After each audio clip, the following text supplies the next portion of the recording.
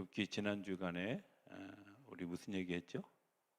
제가 가까이 선 것은 이제 질문하고 여러분들의 생각과 이런 이야기들을 같이 나누려고 제가 가까이 섰습니다. 왜냐하면 제가 들려야 되니까, 그죠? 그러니까 수요일 날은 가급적 좀 앞으로 앉으시면 좋겠다 이런 생각을 합니다. 지난 주간의 얘기를 좀 하겠습니다. 욥을 소개할 때 하나님은 욥이 온전하고 정직하고 악에서 떠난 자라고, 그죠? 그렇게 설명했는데, 그리고 욥은 굉장히 큰 부자였다고, 굉장히 많은 재산을 가졌고 10명의 자녀를 가졌고, 뭐 아내도 당대의 미인이고 자간 뭔가 부족한 것이 없는 그런 사람이었고, 이웃들과도 잘 지내는 사람이었고, 또 하나님께 예배도 잘 드리는 사람이었어요. 더 이상 완벽할 게 없는 것 같은데, 이 완벽한 이 남자에게 어느 날 갑자기 이제 시험이 찾아왔어요. 뭐 이야기이기도 하고, 뭐 어떻게 생각하면 사단이 그렇게 잘 사는 욥을 배 아파서 시험했을지도 몰라요. 그러나 어찌됐든 저는 욥이 망했어요. 재산은 다 없어지고, 집도 무너지고, 자녀들 10명 다 죽고, 그리고 거기서 끝난 게 아니라 자기에게 병이 생기고 욕창이 나고, 아내는 남편을 저주하면서 떠나갔어요.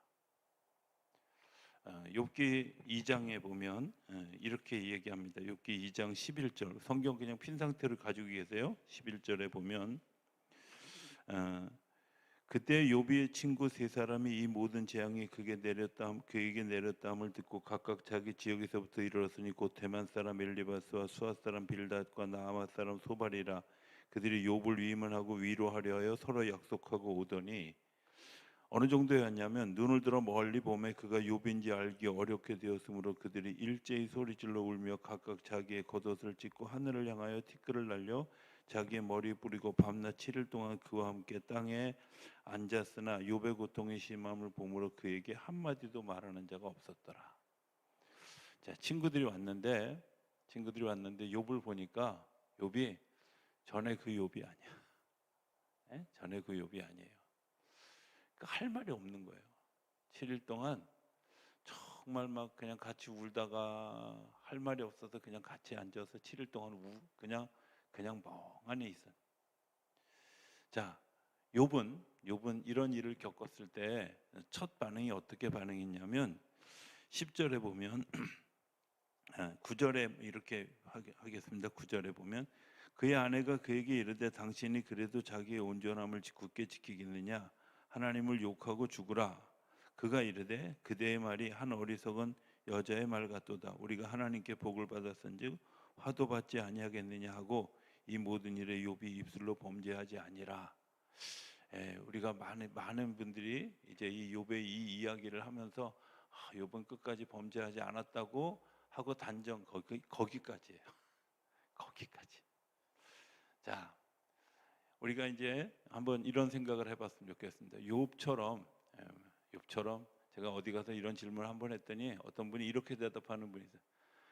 욥처럼 그렇게 환난을 당했을 때 어떤 마음이 드시겠어요? 라고 물었더니 그분은 뭐라 그랬냐면, 나도 욥처럼 그렇게 부자였어 봤으면 좋겠어요. 이렇게 대답하는 사람이 있더라고. 근데 그것 말고 잠깐 부자라고 생각하시고 마음이라도 부자여야지, 그죠? 아닌가? 마음이라도 부자여야지. 잠깐 상상이라도 우리가, 자, 욥처럼 어마어마한 부자였다가 아들 자녀들도 많고 막 그랬는데 정말 순간에 쫄딱 망했어요. 그리고 나도 병들었어. 죽을 병에 걸렸어. 자, 여러분들은 어떻게 반응하겠어요? 어떻게 반응? 우리 최 권사님 어떻게 반응하시겠어요? 갑자기 물어봐서, 원래 수요일 성경 공부는 갑자기 물어볼 거라고 제가 얘기를 드렸어요. 자, 여러분들 어떻게 반응해서 한번 생각해 보세요. 제가 질문을 하면 다 부담스러워요. 왜냐하면 틀리면 어떡할까? 절대 걱정하지 마세요. 왜냐하면 여러분들을 생각하는 것 이상을 제가 생각해야 목사지. 여러분들하고 똑같은 거 생각하고 있으면 제가 목사 하겠어요, 그잖아. 그러니까 틀릴 수 있는 거예요, 다. 자, 어떻게 반응하시겠어요? 우리가 쉽게 반응. 예. 욥의 이 반응은요. 욥의 이 반응은 뭐하고 똑같으냐면 어, 정말 사랑하는 부모님이, 어머님이, 아버님이 돌아가셨는데 뭐라고 얘기하냐면요. 울지 마. 천국 같잖아. 맞아요. 이론은 맞는데 뭐가 틀려요? 지금 중요한 건 내가 지금 느끼고 있는 감정이야. 내가 느끼고 있는 이 마음이에요. 이 사람에게 지금 이 마음이 어떤 마음인지를 어, 어, 생각할 겨를을 주지 않아. 때로는 신앙이. 그렇잖아요. 지금 이 대목이 울어야 되는데 울어야 되는데 못 울어. 왜? 예, 옆에서 얘기하잖아요. 괜찮아. 그렇게 해서 잘 믿었기 때문에 하나님 나라 갔고 좋은 데 가셨고, 그러니까 걱정하지 마라. 지금 이 사람 울고 싶은 마음은 그거 걱정돼서 우는 게 아니라 뭐가 걱정돼서 울어요? 내가 걱정되는 거지 지금. 과연 엄마 없이 내가 어떻게 살아? 아빠 없이 내가 어떻게 살아? 이런 마음뿐만 아니라 제가 지금 이 닥친 환란을 도대체 나는 어떻게 견뎌낼 수 있을까? 이런 것 때문에 지금 울고 싶은데 예, 못 울어요. 왜? 저는 그런 부분들에 대해서 좀 한번 좀 깊이 좀 고민해 봐야 될 필요가 있다고 생각해요. 특히 욥기 공부하는 이유 중에 하나가 이제 그런 거예요. 욥의 심각한 내면을 한번 좀 깊이 좀 들여다봤으면 좋겠다 이런 생각을 하고 제가 욥기 강의를 올해 시작한 거예요. 자, 여러분들은 어떻게 반응하겠어요? 지금 욥처럼 내가 이렇게 망했어. 어떻게 반응하실래요? 예. 자, 일반적으로 심리학자들이 말하는 일반적으로 반하는 첫 번째 반응은 뭐냐면 어떤 그럴 리가 없어 하는 거예요. 아마 욥이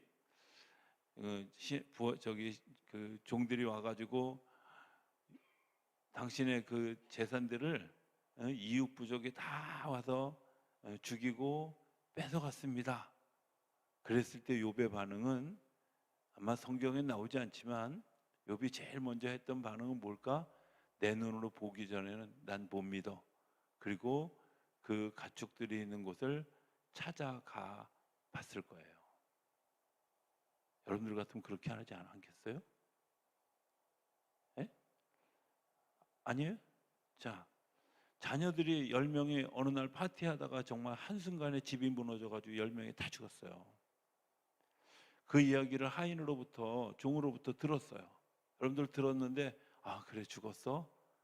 그리고 그냥 그 자리에 앉아 있을 것 같아요? 아니면 내가 내 눈으로 보기 전에, 확인하기 전에 난 인정 못해? 이렇게 하고 달려갔을 것 같아요. 그렇잖아요. 네. 일반적으로 우리가 그 심리학자들이 얘기하는 아주 첫 번째 반응은 뭐냐면 부정하는 거예요. 나한테 이런 일이 생기는 것에 대해서 그럴 리 없어. 그럴 리 없어. 그죠? 일반적으로 큰 병, 뭐 암이나 이런 병에 걸리면 제일 먼저 반응하는 첫 번째 반응이 그런 거라는 거예요. 오진일지 몰라. 큰 병원에 가봐야 돼. 예. 그래서 어떤 사람은 막 병원마다 순례를 하는 사람들이 있어요. 자, 그렇게 확인하고 난 다음에 두 번째 반응은 뭐예요? 두 번째 반응은 그 심리학자들은 뭐라고 얘기하냐면 분노해요. 분노. 왜 나한테 이런 일이 생겼어? 하나님 왜 나한테 왜 이러시는 거예요? 그렇죠? 예. 지금 욥이 가지고 있는 이 반응은 굉장히 성숙한 반응인데 사실은 너무 충격이 커서 자기 내면의 그런 일들을 돌이켜 볼 사이도 없이 그냥 내가 배운 대로 내가 그냥 신앙생활하면서 들은 대로 내가 그냥 반응을 하는 거예요. 그런데 죄송하지만 이 반응을 가지고는 하나님을 만날 수가 없어요. 내가 하나님을 만나는 굉장히 중요한 도구는 뭐냐? 내 감정, 내 정서, 내 생각 이런 것들이 하나님 앞에 온전히 다 쏟아내줘야 되는데 이건 딱 철벽을 치는 거야. 더군다나 아내가 공격을 하니까 아내에게조차도 자기 자존심을 살리고 싶은 거예요. 그래서 야, 하나님이 주신 건데 하나님이 거둬간 게 당연하지 이렇게 얘기하는데 자기 자신도 내가 왜 그 말을 하는지 모르는 거야. 왜? 분노하잖아요. 정말 막 극에 달하는 분노가 일어나기 시작해요. 자, 그 분노가 되어지고 난 다음에 나오는 일들은 내가 분노해도 소용없다는 사실을 알게 되잖아요. 그래서 세 번째 단계가 타협하는 거예요. 자, 그럼 이제 어떻게 해야지? 어떻게 해야 되겠지? 이런 거죠. 그래서 이제 보통 뭐 이제 일을 처리해 가려고 하는 그런 과정을 걸으면서 내가 이제까지 겪어왔던 과정보다 더 험난한 과정이다 보니까 좌절하고 실망하고 우울감에 빠지고 뭐 이런 일들을 아주 격하게 경험합니다. 자, 이런 일들을 경험하면서 정말 이제 내가 어떻게 살아가야 될까? 내가 절망과 소망 사이에서 끊임없이 갈등을 하는 시간을 지내게 된다고 학자들은 얘기해요. 근데 대부분 비슷하잖아요. 그죠? 근데 욥에게는 지금 뭐가 없어요? 그 과정이 없어요. 네. 확인하려고도 하지 않고 분노도 없고 자, 왜냐하면 사람이 어려운 일을 겪으면 제일 먼저 생각하는 게 뭐겠어요? 예, 어떤 우리 코로나 걸린 분들하고 이제 제가 가끔 통화를 하다 보면 몇 분은 이런 분이 있어요. 아유, 제가 죄를 많이 졌나 봐요. 예, 죄 지어서 코로나가 걸리지 않아요. 코로나가 오는 건요. 예, 콜라를 급하게 마시면 코로나 와요. 예, 그러니까 그건 저기 있잖아요. 내가 잘못해서 걸린 게 아니라 피곤하고 뭐 이런 여러 가지 일들로 인해서 몸에 무리가 온 거지. 감기하고 별 차이 없어요. 그냥 몸의 균형이 깨어졌을 때 병균이 침입해서 그게 그렇게 나타나는 거예요. 여러분들 죄 지었기 때문에 내가 벌을 받는다. 이런 개념 단순화시키면 우리의 삶은 정말 피곤해져요. 그죠? 지금 이제 욥이 하려고 하는 얘기가 그거예요. 내가 죄를 많이 지었기 때문에 내가 막 정말 잘못한 게 많이 있기 때문에 하나님이 나에게 보응하셨어. 나에게 심판하셨어. 뭐 이런 관점이 지금 이 창세 이전에 이 욥기를 짓던 시대의 사람들의 일반적인 생각이었고 지금도 별반 다르지 않다는 거야. 그래서 사람들은 뭐라고 생각하냐면 딱 먼저 내가 나에게 왜 이런 일이 생겼지? 그리고 자기 반성을 하고 자기를 점검하는데 여러분들 그 자기 점검이 어떻게 되냐면 자기를 자꾸 비하시키고 자기를 자꾸 억눌러서 일어나지 못하게 해요. 일어나지 못하게 해요. 이때 정말 중요한 일들이 있는데 그 중요한 일들을 이제 지금 이 욥기를 통해서 보았으면 좋겠다라는 마음 때문에 제가 욥기를 계속 이제 얘기하는 거예요. 자, 오늘 본문으로 가봅시다. 욥이 지금 자기의 생일을 다 저주하고 내가 태어나는 날 그때 태어나지 말았더라면 좋았을 것을 이게 다 아까 뭐예요? 아까 제가 얘기했던 실망과 절망 사이를 오고 가는 네 번째 단계를 지나가고 있는 거예요. 네 번째 단계를 지나가고 난 다음에 자기가 정리하면서 무슨 생각이 들었냐면 그래 내가 그렇게 살아가던 때에 내게 있었던 내 안에 감추어졌던 두려움이라는 게 있었던 것을 찾아낸 거예요. 예? 두려움이 있었던 걸. 자, 그래서 뭐라 그러냐면 내가 두려워하는 것이 내게 임하고 내가 무서워하는 그것이 내 몸에 미쳤다고. 욥이 뭘 두려워했을까요? 예? 욥이 뭘 두려워했을까요? 제가 욥기를 읽으면서 계속해서 드는 생각은 이런 것들이에요. 재산이 많이 있어서 남을 도울 수도 있고 아름다운 아내도 있고 생명의 은혜의 욥인 자녀들이 건강하게 자라고 있고 밤새워 이야기할 수 있는 비슷한 수준의 친구들도 있고 또 재산도 끊임없이 널려 있고 개인이나 자녀들이 모두 건강했고 축복해 주는 주님을 섬기는 예배를 드렸어요. 겉으로 볼 때는 아무런 문제가 없는데 이렇게 하는 행동의 동기에는 뭐가 있냐면 내가 다른 사람을 잘 도와주는데 그 사람을 정말 불쌍히 여기고 사랑하는 마음으로 도와주었던 것도 있지만 마음속 깊은 동기에는 이렇게 하면 하나님이 나에게 벌 주시지 않고 축복을 더해 주실 거야. 이런 게 있었다는 거예요. 더 나아가면 내가 이렇게 하지 않으면 하나님이 나에게서 이것들을 어느 날 빼앗아 가실지도 몰라. 그러면서 한편으로는 머릿속에서 무슨 생각을 하냐면 하나님이 뭐 자기가 가진 것이 없어서 내 걸 빼앗아 가시겠어? 이러면서 자기 위로도 하고 자기 안에 끊임없이 내면의 갈등이 있는 일들을 이제 지금 욥이 자기의 생일을 저주하고 자기가 태어난 날을 저주하면서 돌아보는 거예요. 아, 맞아, 그래. 그때 예배의 동기가 내가 생명 있는 하나님을 만나려는 동기가 아니라 내가 이렇게 예배하지 않으면 하나님이 벌 주실지도 몰라. 하나님이 노하실지도 몰라. 이런 분들 있잖아요.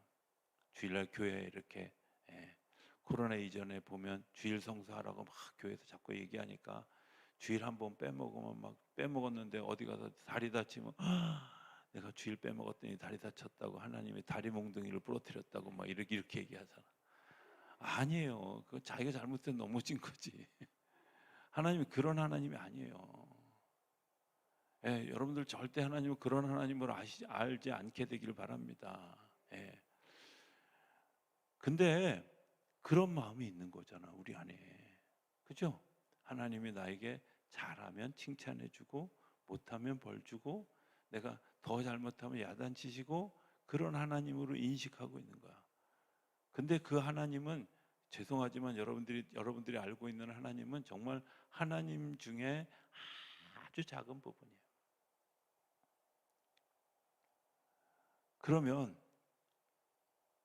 만약에 그렇다면 흉악한 죄를 짓고 감옥에 있는 사람들에게는 하나님이 없는 거네. 그렇잖아요. 그 사람들이 만난 하나님을 이해할 수가 없는 거잖아요. 적어도 욥에게는 그런 마음이 있었던 거예요. 내가 두려워하던 것이 내게 임했다는 거야. 뭘 두려워했을까요? 그래, 내가 생각해 보니까 하나님이 어느 날 재산을 싹 뺏어가면 내가 빚진 자처럼 살아가면 내가 정말 가난한 자처럼 살아가면 나 견딜 수 없을 것 같아. 그래서 두려워가지고 내가 이거 다 가지고 있는 것보다 이 사람 나눠주고 그냥 그대로 부하게 사는 게 낫지. 그리고 나누었던 거지. 정말 불쌍히 여기고 안타까운 마음을 가지고 주님의 마음을 가지고 나눴던 게 아니라는 사실. 내가 몸 건강하니까 몸 건강한 것 때문에 행복해. 그래서 내가 그런데 늘 마음속에 불안이 뭐예요? 불안이 어떤 거예요? 내가 어느 날 갑자기 건강이 나빠지면 어떡하나 이런 불안함이 있잖아요. 불안함이 있죠. 자꾸 강요하는 것 같아. 저는요, 제가 생각해요. 저는 제일 무서운 게 언제냐면 건강검진 받으러 가서 건강검진하고 결과 나오는 날이 제일 무섭더라고. 그죠? 내 몸에 어떤 변화가 일어나는지 나도 모르는 그 병이 어떻게 생겼을까 봐 나만 그런가 봐. 표정들이 안 그런 것 같아.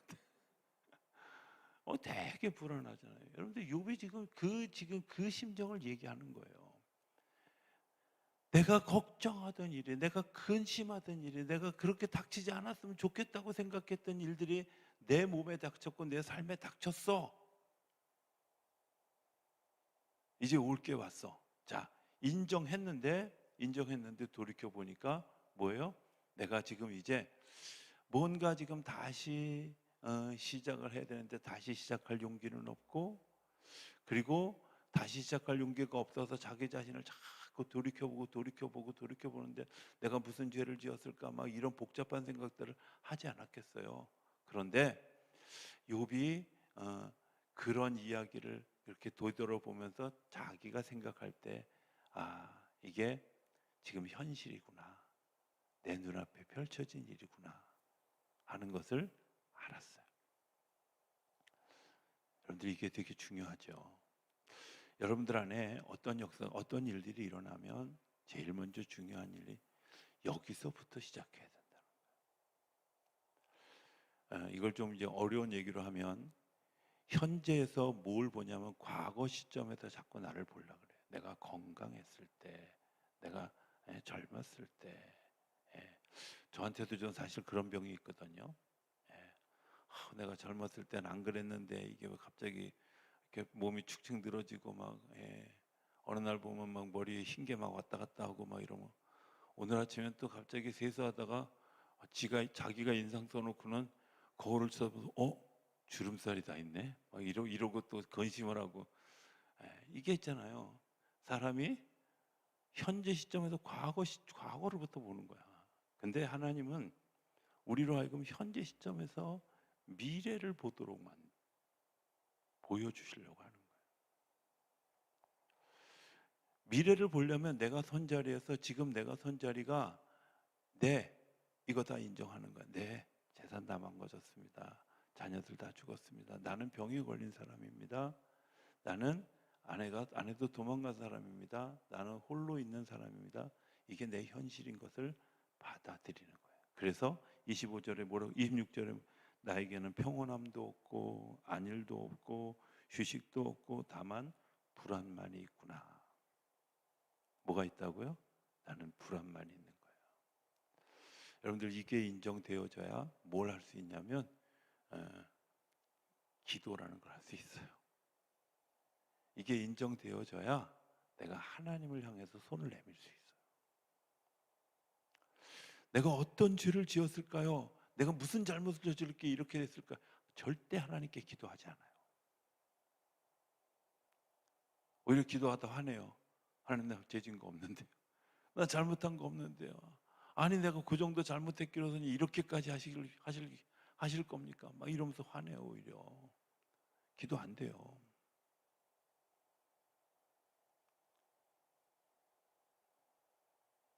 제가 아까 얘기했잖아요. 중병에 걸려서 진단을 받고 나면 작은 100명 중에 99명은 큰 병원 가봐야지. 그렇죠? 다 그렇게 해야 돼요. 그때 주여 제가 병에 걸렸습니다. 드디어 올 것이 왔군요. 하나님, 내가 이 시점부터 내가 어떻게 살아요? 이 정도 사는 사람은 굉장히 성숙한 사람인데 그런 사람은 없어요. 거의 없어요. 왜? 그거는 사람이 가지고 있는 똑같은 마음이에요. 근데 어디까지? 오늘 여기까지 가야 돼요. 이게 5번째 단계예요. 내가 내 당한 사실을 인정하고 내가 그때 그걸 불안했었고 두려워했었고 염려했었던 문제였다는 사실을 내가 마음으로 고백하는 것에서부터 시작하는 거예요. 여러분들 사실 평안하게 살 때 욥은 그랬을 거라고 생각해요. 평안하게 살 때 하나님이 나를 좀 치시면 어떡하지? 하나님이 나에게서 빼앗아 가시면 어떡하지? 내가 이렇게 행복해도 괜찮을까? 언젠가 한번 제가 방송을 이렇게 막 본방사수를 하는 적이 잘 없는데 이렇게 그 종합 TV에서 나오는 옛날에 했던 거 이렇게 다시 되돌아보는 방송에 누군지 잘 기억 못 하는데 아마 작가하고 같이 사는 영화 감독이었던 것 같이 여겨져요. 근데 그분이 이런 표현을 하더라고요. 내가 이렇게 계속 행복해도 괜찮을까? 어느 날 나에게 이런 불행이 닥쳐올지도 몰라. 이런 일들이 닥쳐올 그때를 위해서도 내가 이 행복함을 저거구나, 저런 마음이 있구나. 우리에게 그런 마음이 있잖아요. 그죠? 행복한데 행복을 누릴 수가 없어. 내가 불행한데 그 불행을 이겨갈 힘이 없어. 이유는 뭐냐? 그 사실을 인정하지 않는 거예요. 그냥 내가 불안만 있습니다. 안식도 없습니다. 평온함도 없습니다. 하나님 어떻게 해야 될까요? 우리 첫 번째 불렀던 찬송 생소하죠? 그 찬송이 배일양이라고 하는 선교사님이 목포를 중심으로 이쪽 아래쪽을 중심으로 복음을 전하던 선교사님, 여자 선교사님이셨어요. 이분이 복음을 들고 나가는데 어디로 가야 될지 모르는 거야. 왜? 다 서양 사람이라고. 남자여도 지금 다 기피할 판인데, 더군다나 금발을 한 여자가 복음을, 이상한 얘기를, 그것도 한국말 발음도 정확치 않은 거 가지고 선생님 예수 믿으세요 이런 거 하면 얼마나 어려울 거야. 그러니까 이분이 어디 가야 좋을지 기도하는데 어디 가야 좋을지 그냥 그것뿐이 그냥 그렇게 불렀던 찬송이에요.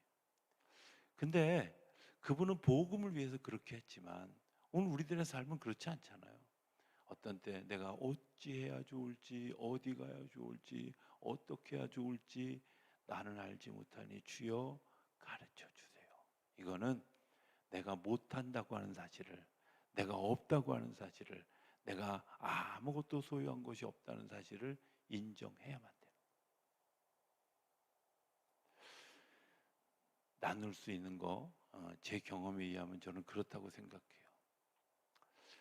나눌 수 있는 거 처음에는 정말 제가 그런 그 나눔에 대해서 되게 인색했던 것 같아요. 뭐 지금도 제가 잘한다고는 생각하지 않는데 아주 인색했던 것 같아요. 그래서 내 거, 네 거가 너무 대체적으로 첫째들의 특징이 그렇다 그러더라고요. 그래서 절대 동생들은 조그만 거 먹고 나는 큰 거 먹고 뭐 이런. 고개 끄덕이는 분들은 다 대부분 장녀이거나 장남인 것 같아요. 자, 어찌 됐든 그랬는데 이런 생각을 어느 날 하게 됐어요. 하나님이 또 주실 텐데 뭐,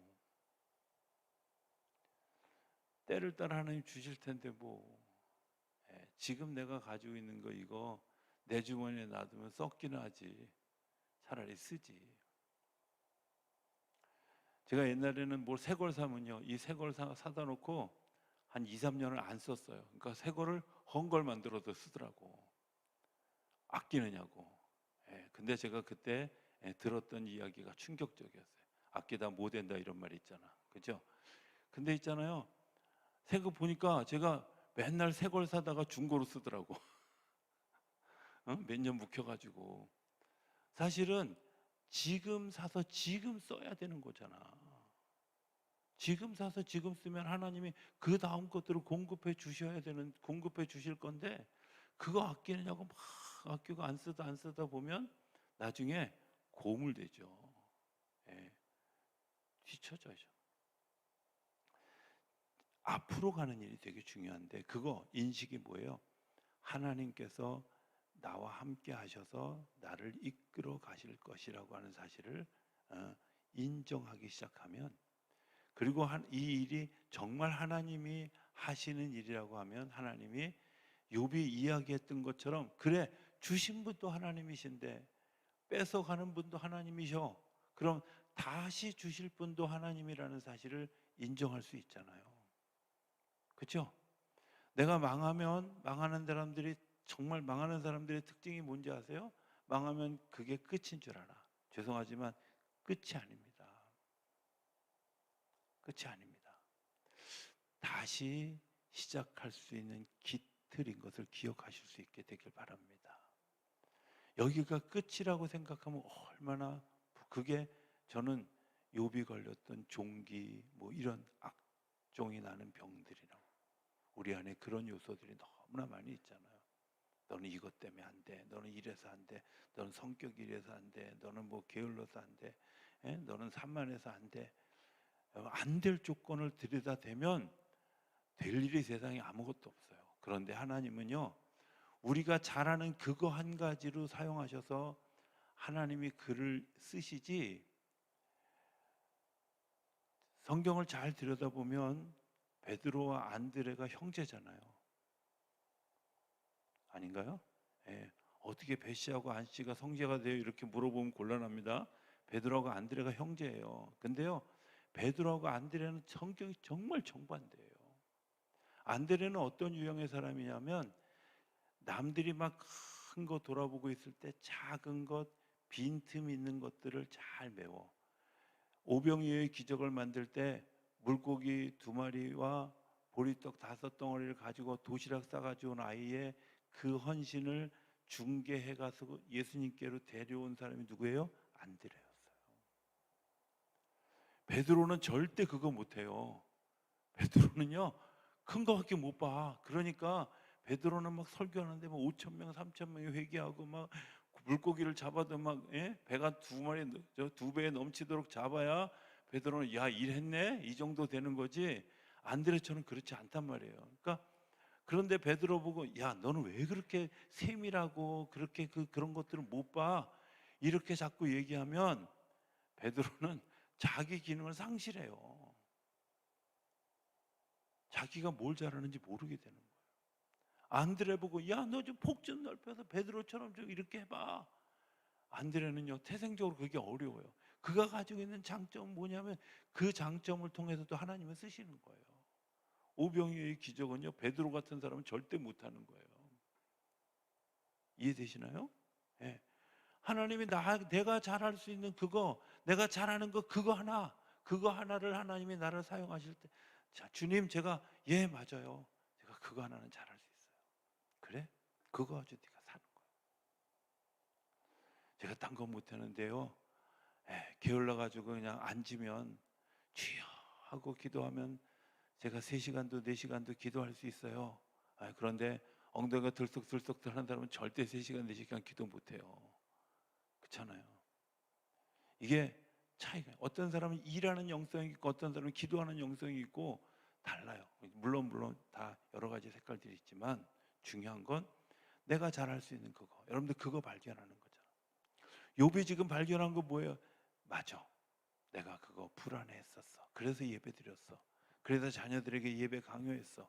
그래서 이웃 사람들에게 나눠줬어. 그래서 재산 관리하면서도 내가 더 욕심 부리지 않으려고 잘못된 방법으로 내가 돈 벌려고 애쓰지 않았어. 그랬던 게 하나님이 사실은 두려워했던 거죠. 하나님을 두려워했던 거예요. 그걸 알았어요. 그리고 이렇게 고백해요. 나는 지금 불안합니다. 나는 안식도 없습니다. 평온함도 없습니다. 나는 지금 정말 아무것도 없는 무일푼이고 병든 몸을 가진 사람입니다. 주님 제가 어떻게 해야 될까요? 여기서부터 시작하는 거예요. 여기서부터 제가 성경 공부하면서 그런 얘기 했어요. 내가 뭘 잘못했는지를 돌아보면 하나님은 절대 해답을 주시지 않아요. 하나님이 나에게 뭐라고 말씀하시는지를 듣는 일이 중요한데요. 그걸 어떻게 들을 수 있냐면 내가 지금 이 상태라는 사실을 그냥 있는 그대로 인정하는 거예요. 인정하는 거예요. 주님 제가 빈털털입니다. 빚진 자입니다. 병든 자입니다. 실현당한 사람입니다. 왕따 당한 사람입니다. 아무도 나를 사랑해 주지 않습니다. 그래서 나는 안식이 없습니다. 나는 불안합니다. 그런데 하나님, 여기에 하나님의 처방이 있지 않으시겠어요? 하고 하나님께 질문을 가져오는 게 중요해요. 어려운가요? 표정들을 보니까 약간 어려운 표정들을. 근데 여러분들 이제 욥기 공부해 가면서 이제 다음 주부터는 이제 그 아까 얘기했던 엘리바스 뭐 이런 사람들, 빌닷 이런 사람들이 이제 욥에 대해서 막 신랄하게 이제 공격을 해요. 네가 뭔가 죄를 지었기 때문에 이럴 거야 막 이렇게 하고 얘기하는데 욥이 지금 이 구절이 너무 중요한 이유가 이 구절을 바탕으로 하고 있기 때문에 그 친구들의 그런 공격에 대해서 계속해서 저항해요. 그게 아니야. 그게 아니야. 여러분들 이 어려움을 겪었을 때 기도하는 것과 더불어서 사람들과 이야기하면서 내가 걸러야 될 것과 취해야 될 것, 내가 아닌 것과 맞는 것을 구별하는 일들, 하나님의 뜻과 아닌 것을 구별하는 일들을 잘 하는 일이 되게 중요한데요. 그러기 위해서는 중요한 건 많은 나눔이 있어야 돼요. 신앙생활은 간증을 나누기도 하지만 실패한 경험들을 나누는 일도 되게 중요해요. 왜? 실패한 경험들을 나눴기 때문에 이렇게 하면 실패하는구나 이게 아니라요. 그 실패한 경험들 속에서 내가 이제 버려야 될 것들을 발견하게 돼요.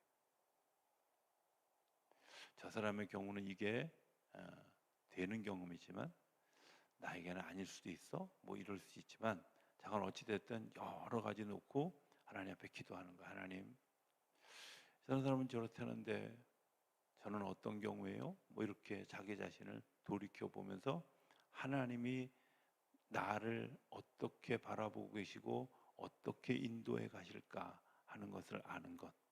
그게 오늘 욥이 가지고 있는 고백처럼 나는 하나님이 두려웠습니다. 내가 부자로 살아갈 때도 정말 떵떵거리고 살아갈 때도 사람들이 막 온전하고 정직하고 순전하고 악에서 떠난 사람이라고 막 칭찬하고 다른 사람들이 막 박수 칠 때도 여전히 나는 하나님이 두려웠습니다. 그래서 두려운 하나님 때문에 내가 이렇게 잘했던 것도 그런 이유였습니다. 라는 사실을 인정하고 나니까 그 다음에 또 다른 얘기가 또 다른 사건들이 펼쳐지게 되죠. 여러분들에게 어려운 일이 닥쳐지면 또 닥치는 분들도 닥쳐진 분들 제일 먼저 중요한 일 하나님 나는 지금 내 내면의 상태를 좀 끄집어내셔야 됩니다. 제가 사실은요 예배를요 그래서 드렸어요. 예배 교제로 하나님과 정말 깊은 교제를 나누기 위해서 하나님 앞에 예배 드린 게 아니라요 한 대 맞을까봐 벌 받을까봐 시심을 당할까봐 그렇게 예배 드렸던 때 있었어요. 그러면 예배의 태도가 달라지겠죠. 기도하는 것 때로는 정말 습관 때문에 그냥 기도하는 습관, 어떤 때는 기도의 의무 이런 것들 때문에 기도한 적도 있었어요. 그런데 하나님 그게 내가 안식을 주지 못했네요 하고 자기 자신을 발견해가는 일이 먼저 선행되어야 그 다음의 일들이 펼쳐졌을 때 어떤 역사가 일어나는지를 만나게 되는 줄로 믿습니다. 그런 일들이 우리 안에 다시 한번 새겨지는 제가 뭐 결론을 못 내리는 이유는 앞으로 계속 펼쳐질 이야기이기 때문에 여러분들이 이렇게 하셔야 됩니다가 아니라 오늘은 여기까지 내가 내 자신을 좀 인정하고 내 상태를 인정하고 주님 제가 불안합니다. 내가 두려웠습니다. 이렇게 고백할 수 있는 그래서 그것 때문에 하나님께서 주실 그런 그 귀한 마음을 기대하는 그런 우리 모두가 되어줄 수 있게 되기를 기대합니다.